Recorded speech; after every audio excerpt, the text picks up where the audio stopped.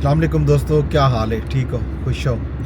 राजधानी की कहानी शुरू करेंदे पे सफ़र भी करेंदे पे नाल मेरे सफ़र भी करो तो नाल तो राजधानी की कहानी भी दसेंदे वेंदे हैं। दोस्तों, राजधानी दे विच अज दी वड्डी खबर पाकिस्तान तहरीक इंसाफ ते हुकूमत की जिहड़ी कमेटी बनी हुई है पार्लीमान दे विच उहदी अज मीटिंग है।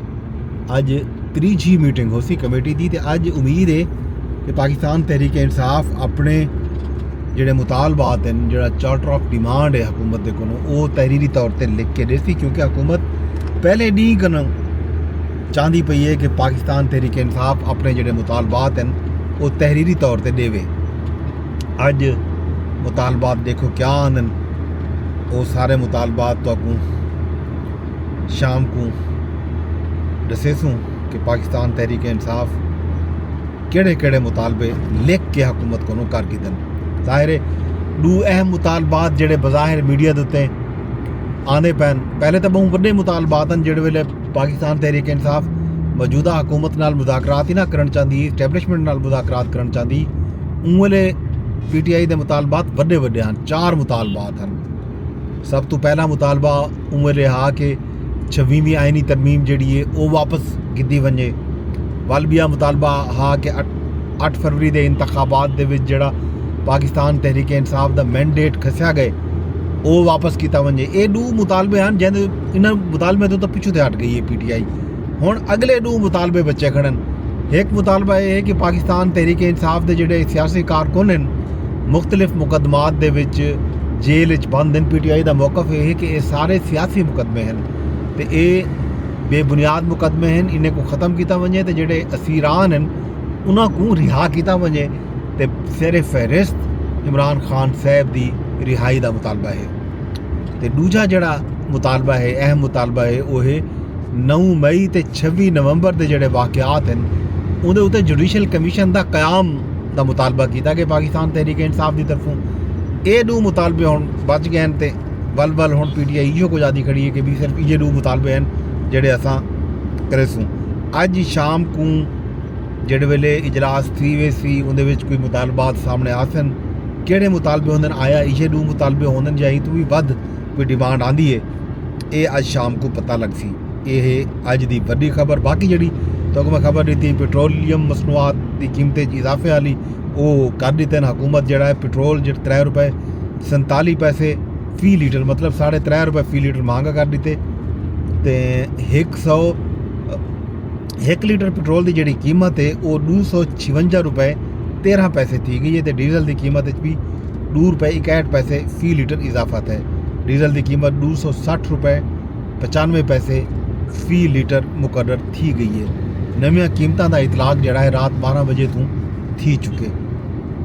यही सही दूजी वड्डी खबर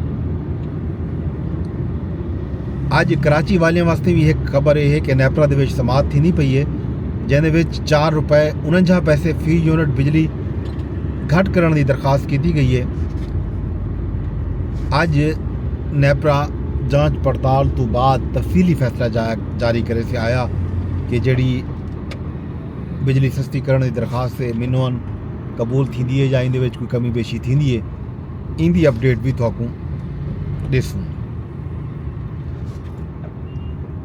इन तो इलावा एक अहम खबर कल आई है वो आर्मी चीफ की मुलाकात है मुख्तलिफ सियासी अमायदीन दे नाल पिशावर दे विच पिछले तो पिछले दिहार मतलब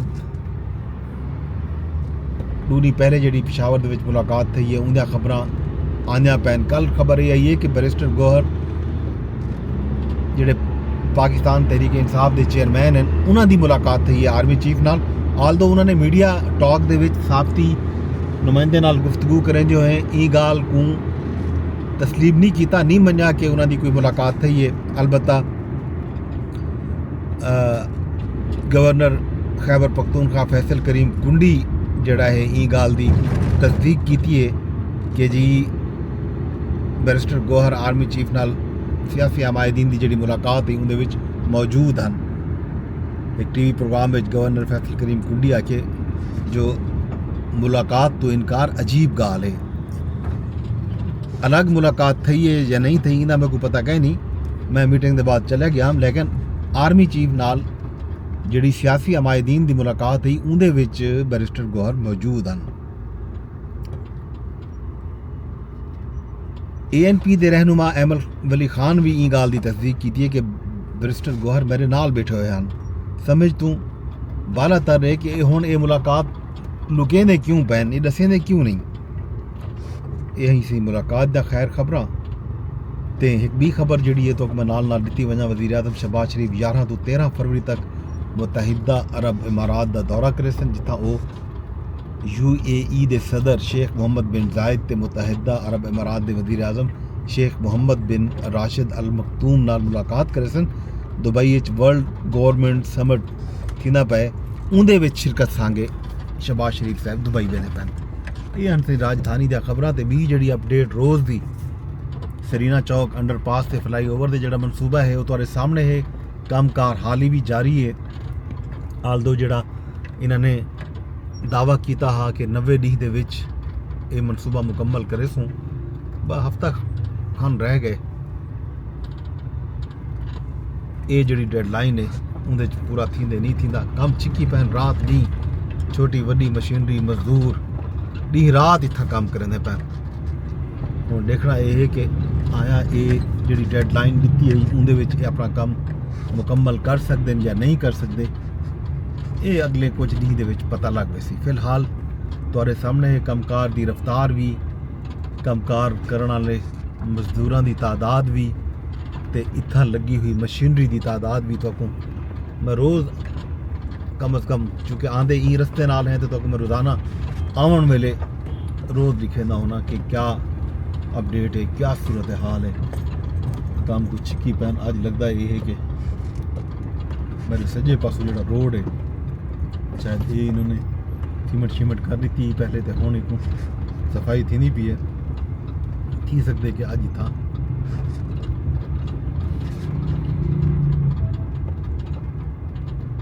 मजीद कोई काम थी वे, मिट्टी शिट्टी पंप पहने पैन धोने पैन।